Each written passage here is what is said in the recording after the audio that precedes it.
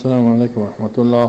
کسایی که درباره آمدن رمضان نشرات میکنن که آتش دوزخ خراب میکنه، هر کسی اول رمضان خبر داد و میگن که به یک خبر دادن آتش دوزخ خراب میشه، این سخت بدعت میکنه، گناه میکنه. این دلالت است چیزیست که در اساس نداره، در حدیث نیست، در قرآن نیست، حتی اقوال صحابه نیست. چه قسم این بدعت نشر میکنن و پیامبر میگه که یاکم و محدثات الامور، خبردار چیزای نو در دین خدا نگاه کنید.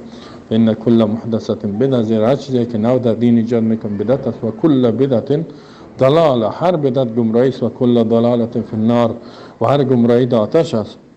این مردم میوازی که از آتش جهنم خدا خلاص کنن، در آتش جهنم خدا روان میکنن، زیرا این بدعت است و این سبب گناه میشه. این کارا را نکنن، از الله بترسن. دوستا که گپ ما را میشنون باید به این عمل کنن.